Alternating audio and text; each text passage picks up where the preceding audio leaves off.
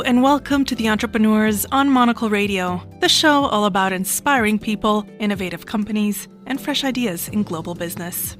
On today's program, we'll catch up with the founder of a decor company to find out why he moved from designing interiors to creating the objects that bring them to life. You can have the best recipe for the most incredible meal, and if the ingredients are not good, it doesn't matter how great the recipe and how much love you poured into it, it's not going to have the same result.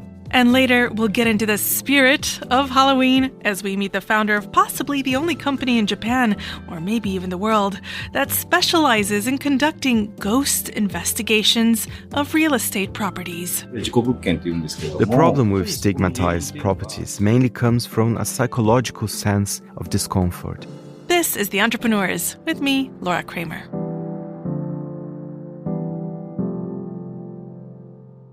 You're listening to The Entrepreneurs. Elad Yifrach is the founder and creative director of L'Objet, a design house known for its handcrafted pieces ranging from dinnerware to decor, apothecary, and now fragrance. Trained as an interior designer, Elad started L'Objet some 20 years ago in Los Angeles and has since built a brand celebrated for its craftsmanship, smart collaborations, and a design language rooted in travel and global storytelling. Monocle's luxury markets editor Brenda Toohey caught up with Elad to discuss his measured approach to expansion. She began by asking Elad what first inspired him to move from designing spaces to designing the things within them. When I was working on the spaces, I always find that the accessories and the objects are what brings the soul to the space. I kept looking for things that I couldn't find, and later on I discovered that there were ideas in my head that I was trying to find and couldn't, and then I translated it into, okay, these are ideas and I can make them. And it started honestly as a very naive, I wouldn't call it a hobby, but experiment. I fell in love with the process, and then it became L'Objet. Your collections often blur the line between art and function. A salt cellar can feel like a sculpture, a candle like a piece of theater. How do you strike that balance between beauty and usability? It's a very good question, because functionality is always at the core of what we do. I like to dream like an artist, but create like a designer, and then find a way to blend the two. But I always start with the functionality, and then I build a dream around the functionality. Because to me, it's not a successful object if one of the elements is missing. And because I'm conscious of how much there is in the world, I try to create things that maybe contribute something that is different and bring a different sensibility and a different experience with my design language. So it's a nice journey to take. Craftsmanship sits at the heart of everything that you do. Can you tell me about the artisans you collaborate with, where they're based, and how these partnerships began? It started actually with ceramics. The very, very first artisans that I've interacted with were ceramic artisans in Portugal.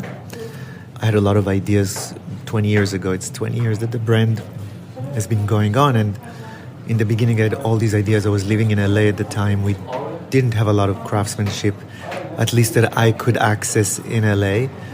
A friend was mentioning Portugal, and I went on a kind of a discovery tour. I didn't really know what I was going to see, and I fell in love with several of the artisans that I've met. And then I started to just draw and look at their technique and their hand, and we just played. It was a lot of playful conversation that was also a hand play, like we really played with our hands on the material. And then it kind of developed from there. Over the years, I've nurtured a very beautiful relationship with a network of artisans that helped me build a brand design language and my own design language, and learning, seeing different techniques that inspired me, or showing them something that was crazy and it inspired them to try. These are people that live in villages. But mainly in Portugal? All of our porcelain, wood, and ceramic is made in Portugal. And then, of course, all the ancillaries that goes with it. And then I also expanded to other countries. I like to say that I go where the craftsmanship is best and where I can find people that can push the boundaries of that specific material that I want to work with. So In India, I work a lot with metal and textiles because they're masters of that. And it's very much hand-driven, where in other places it might be a little more mold and machine-driven. And then, like in Peru, I like to do a lot of weaving in the high mountains in Peru with the alpaca wool, stone inlays, sometimes in the Philippines and sometimes in India, depends on the sensibility that I want to create. Our fragrances are made in France. So it's global. Nomadic, yes, very nomadic. There's a real sense of travel and curiosity in your work. Mediterranean hues, Levantine motifs, Japanese restraint. How do your own journeys and cultural roots feed into this creative process? It's the main feeder. It's the main feeder because I travel so much and I get cues from things that I see, from things that I touch, from different cultures and the way that they interpret use or functionality of something. The ceremonial around some objects that for us seems like so basic and we don't pay much attention to. It's just part of our functioning life, where in other places there's so much ceremony around it, and that's very inspiring to me because I find that the attention to details and the details that we take pleasure in some of the things that we do make a huge difference to the experience. So it's always interesting, like for example, I was in Korea and I found these like little boxes that are used for when a guest come to the house, and you open the box and there are small plates, and then underneath in the cavity of the box usually you offer the guest something precious, usually in a form of a food. So it can be truffle or a very exquisite chocolate, or it could even be a beautiful spice. You know, it's an ancient thing, and I was like, this is so beautiful because it's treasured. That really like captured me, and then I took that and I designed a few objects around it. And I love telling that story because it's not just another box, it's not just another plate. I love when things are storied. And often when we travel, as you've just shown me evidence of, I mean, there are certain traditions that are elevated in a way that we Yes. might not elevate them wherever we grew up. Yes. And you've done that in your work. The name L'Objet is wonderfully direct, simple. I mean, where did you come up with that statement? I mean, it's perfect. Thank you. It was a name that was born out of frustration because when I formed the brand, I was looking for names and I was working with a friend of mine, a lawyer that was helping me register the name and trademark it. And every idea that I had was taken in one form or another. I remember actually I took a break after a few months. I was working on developing the product, etc. I knew what I wanted the logo to look like. I kind of had a vague idea, but I didn't have the name just yet. And I was so frustrated, and I took a little break from it. And I had in my apartment in LA at the time a book of art terms. I just pulled it out and I was just reading and just kind of futzing with it, no real intention. And I came across a sentence that had l'objet in it. And then underneath, the author explained that in French, l'objet can be, of course, the object, but it's the way that you use it in a sentence makes a big difference because it can be referring to an object that is of a very elevated status, whether it's from craftsmanship or from its importance or the function. And then I really liked it, and I was like, okay, what are the chances that anything like this would ever be available? Because it's, like you said, it's very simple and direct. And I sent the name to the lawyer, and he started looking it up. And then one day at like 1 a.m., I get a call from him on my mobile, on my BlackBerry. And he says, it's available, do you want it? And I said, yes, let's do it. And actually, interestingly, I was thinking, like, is that a bad name? Because it was available. I was like, is that a bad name? Like, how is it that nobody was thinking about it? And then I started putting it with the amphora, which is our logo. And I was like, no, it's like, this is one of the most ancient objects, most primal original objects, especially in the Mediterranean. And that's what I want to express. You've said before that a home should engage all of the senses. That now includes scent. Your newest fragrance line feels like an extension of your visual world. What inspired it, and how do you go about creating a fragrance? The world of fragrance has always been a big mystery to me. since I was a child, I used to go to my dad's aftershave and just like pretend, and, like my mom used to wear Pasha of Cartier and Elixir from Estee Lauder. Or I have very distinct memory of fragrance, and I think when I was a teenager, I started buying fragrances myself, and I've realized that there's a big connection with how it makes you feel and how you present yourself. And so I've always been fascinated by the mystery of fragrance. Then when I started L'Objet, maybe 2 years after I started, I came out with our first candle range. And that was the first time that I allowed myself some, digging into it. And then, of course, also some beautiful interactions with essential oils. And I've taken that journey quite slowly and organic. Started with the candles, and then exactly 10 years ago, I was connected to Givaudan, to the luxury division at Givaudan. And they've accepted us as a brand to work with the division. And then they've introduced me to several master noses as almost like a speed dating kind of experiment. And then you see who you click with. And I met about 3 or 4 of them. And there was one that, like, from the first 3 minutes, I knew I want to work with. And his name is Jan Vanier, who is kind of like the house nose. We've been expanding since with a few more. But I found a great connection with him on the point of reference for fragrance from my travels, from like small nuances of an experience in a place, or even like from a garden to a flower market to a farmer's market to a beautiful old library, and then of course specific places around the world, which that was our biggest connection because he travels extensively and so do I.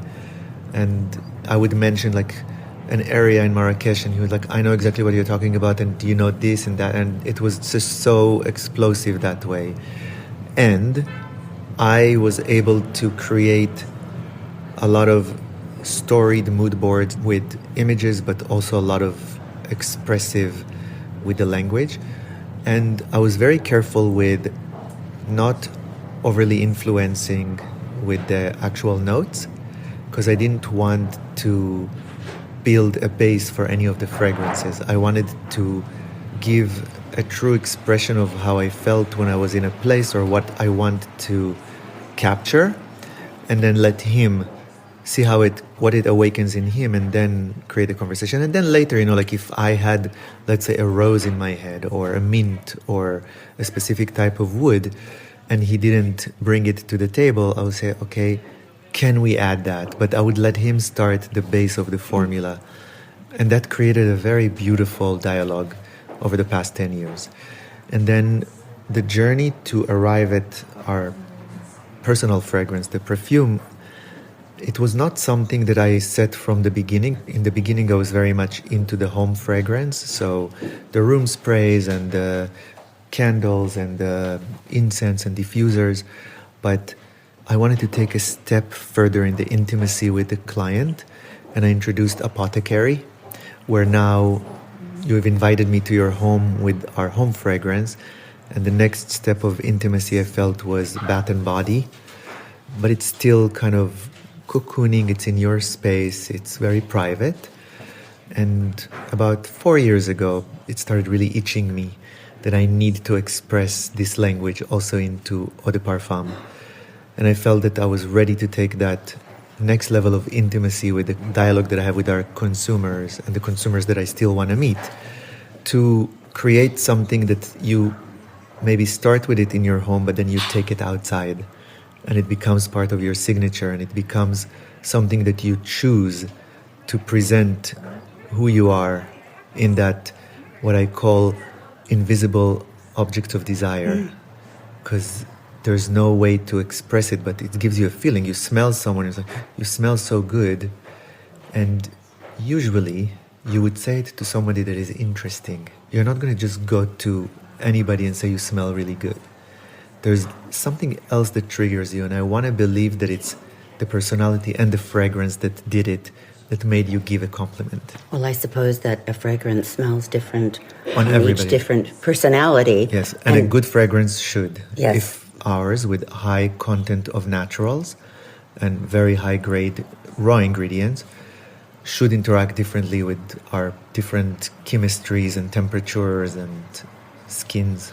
And it's also, I suppose, your first product that you've created for outside of the home as well as inside. Yes. Now, collaboration seems key to the brand, from the playfulness of the Haas brothers to Kelly Bihoon. Yes. How do you choose creative partners, and what makes a collaboration sing rather than feel forced? It's a very intimate process, and it's a very intimate journey, and it's usually, not just usually, all of them happened organically, whether through a first interaction and then a conversation that leads to it, or a friend that knows you really well and say, I think you should meet this artist or this designer or this person. Because we've done some really successful collabs, you can only imagine the amount of emails and phone calls and DMs that I get on, we want to collab.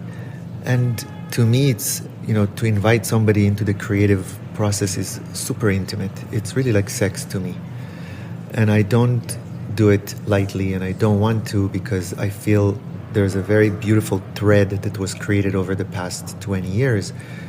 It started with Fortuny from Venice, and then Lito and the Haas brothers, and Kelly and Ruan Hoffman, and then we have a very beautiful, beautiful collaboration that we're launching next year. And I have a very deep relationship with all of them. And it's the way that I want to create. So I don't plan them. I mean, I might have some ideas of people that I, like, in my dream I want to collaborate with, but the ones that we have, it's all a meeting by chance and a real spark that kind of... I think it's obvious in what you do. L'objet pieces have a certain weight to them, literally and metaphorically. How important is materiality to you? The integrity of the material. Where is it sourced? How is it sourced? How is it being worked on? It's everything. It's like you can have the best recipe for the most incredible meal, and if the ingredients are not good, it doesn't matter how great the recipe and how much love you poured into it, it's not going to have the same results. So it's everything. In what we do, it's everything from the type of porcelain to the type of leather or metal. It's all extremely important. You've built a global following, yet the collections feel deeply personal. How do you keep that intimacy as the brand grows? Two ways. One is, the design team is myself and two others. So everything that you see here with so prolific in the amount of collections and categories, etc., is all done with 3 people. And I like it that way. It's been like this since the beginning. And I feel that that's what holds the special... And it's the same 3 people? Not the same 3 people, because life, and I've moved. I used to be in LA, then I moved to New York. But I still have some people that I bring in once in a while for a project that have been with me for 18 years, 19 years. So it's the people that have helped me hone in on the design language and the details and what makes an object or a piece l'objet. That's one. And the second is, I always say we are a big, small brand. And I love that feel. If you go to any of our stores, none of the stores feel the same. I like to imagine the architecture differently in every city, in every building. We are global. Our customer base is global. They travel, they see the world. They go to all the places where we are. And I want them to have a different interaction in every place that they go to. They might see a lot of the same things, but they will discover them with a different set of eye and a different experience. I mean, that's why we all travel, because we like to go to different places because they're different than where we live. It expands your mind in a different way. What's a typical day like for you? Are you hands-on in the studio, sketching, or more often traveling and curating experiences? It's all of the above. I always start with either yoga or a workout or Pilates or meditation. I always like to start the day with that first grounding. And then my team and I like to start the day quiet and each in his own corner to kind of build the energy and do our thing. And then one of us will kind of start the dialogue and we need to look at this. What do you think about that? And I would say within a few hours it gets into full swing. Some days are more about creating the ideas, and some days are about what we call design engineering. Okay, how is this idea going to come to life? How we're going to explain it to the artisans? How we're going to manipulate the material? Everything that needs to happen. So all of this design engineering part.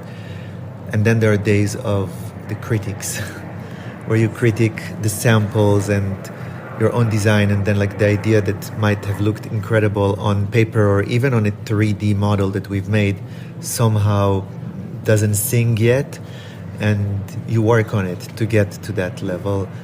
And then also imagining that new part together with the rest of the collection. How is it blending with everything else? How are we going to tell the story of this object? And it's a never stopping... Not every day is the same. No, not every day is the same. And I travel a lot. Finally, you hinted at a new range that you might be bringing out next year, which I am very excited about. Apart from that, what is next? What are you dreaming of? Maybe it's not to do with l'objet. Maybe it's to do with something else. I dream to travel more, because even though I've been around the world and over many times, I feel that I haven't even scratched the surface. So I feel like that fountain of ideas and creativity and exploration is ever flowing, and I want to drink more from that fountain. And at the same time, I also dream to have... I'm a Libra, and I'm constantly in search of balance. So I think as much as I work hard at getting there, I think I will never probably be fully satisfied, but I dream of more balance of time to do nothing, because I feel like my best idea comes from those moments. That was Elad Yifrach, the founder and creative director of l'objet. You can find out more by heading to l-objet.com.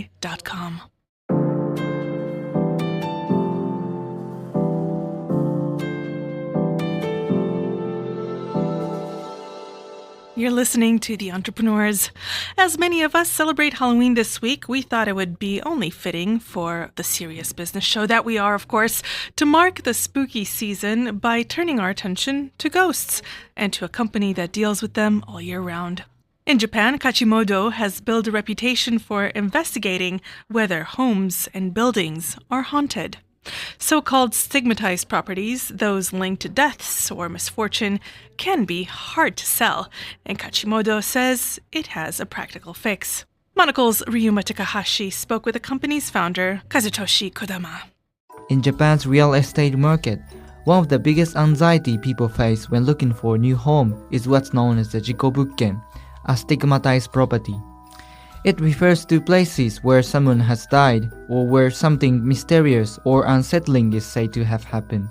Among those trying to tackle this problem is a company called Kachimode, which investigates these haunted homes to investigate whether anything unusual is actually happening inside. I spoke with its founder, Kazutoshi Kodama. The problem with stigmatized properties mainly comes from a psychological sense of discomfort. It reflects something deeply rooted in Japanese culture, the idea that death is impure or unlucky. When there are so many other homes available, people naturally avoid these ones. Landlords usually end up lowering the rent to attract tenants, but that's not ideal for them. And once the rent has dropped, there's no real way to bring it back up. That's why I thought about investigating these places to prove scientifically that nothing strange is going on in these properties. This company's ghost investigation ends with the certificate stating whether any paranormal activity was detected. This certification can be posted alongside the property listing, helping reassure potential tenants. Kodama says this business idea came from his 15 years career in real estate industry. Originally, I just wanted to run an ordinary property management company. But over my 15-year career, I handled many apartments where people had passed away. I've managed more than 7,000 units, and in about 30 of them, something genuinely strange happened. Even if you clean a room until it's spotless, you can't remove that sense of psychological unease. Under government guidelines, landlords are required to disclose such incidents to potential tenants for 3 years. But even after that period, their reputation tends to linger. Neighbors talk, people remember. And if a tenant asks whether a place is a stigmatized property, you're not allowed to lie. Once a property gains that label, it's very hard to shake it off. That's when I realize there might be a way to help owners by properly investigating these unexplained events. Kodama conducts all investigation himself, using a scientific approach. I learned this ghost investigation method from a group of researchers in the UK who study supposedly haunted castles. I spend the entire night, from 10 p.m. to 6 a.m., inside the property. I record video and audio and measure electromagnetic fields, humidity, air pressure, and noise levels, as well as temperature using thermal imaging. If something appears on camera but doesn't register on the thermal scan, for example, I can start comparing the data and decide whether it's really something paranormal. A single ghost investigation costs 80,000 Japanese yen, around 500 euro. Ordinary stigmatized properties see rents fall by 20 to 30% or remain vacant for a couple of months. But according to Kodama, properties certified as no abnormalities detected have limited their rent losses to around 10%, a meaningful recovery in long-term asset value. So what happens if a ghost actually does show up? If we issue a certificate saying there's nothing abnormal, and later the tenant genuinely experiences something strange, we offer a reward of 1 million yen. For landlords, our certification itself adds value and helps restore rent levels. For tenants, if something happens, they could claim the rewards. Occasionally, we do find rooms where odd things keep happening. In that case, our company leases the property ourselves. Because such places have their own kind of value, we then collaborate with physicists and other researchers to study the space in detail as the subject of research. If the property is enough safe, we sometimes open it to curious guests who want to spend a time in a haunted room. Having investigated many properties and even appearing on media as a ghost storyteller, Kodama says this business has changed how he thinks about the ghosts themselves. During our ghost investigation, I often contact the families of those who passed away. So even if a ghost were to appear, he wouldn't be a stranger to me. Before, one father asked me to investigate the apartment where his daughter had taken her own life. He told me, if her spirit is still there, I would like to see her, to scold her maybe. When I told him, he looked a little disappointed but said, "Thank you." He would heard that the spirit of a person who had taken their own life remains in the place where they died. So each year, on her death anniversary, he would visit the apartment to pray outside. After the investigation, he said, "Now that I know she's not there anymore, I'll pray for her at home instead. Thank you." The Ghostbuster in the real estate industry offers a triple win business solution, bringing peace of mind to landlords, tenants, and perhaps even to the ghosts themselves. For Monocle in Tokyo, I'm Ryuma Takahashi. My thanks to Ryuma for that report. You can find out more by heading to kachimode.co.jp.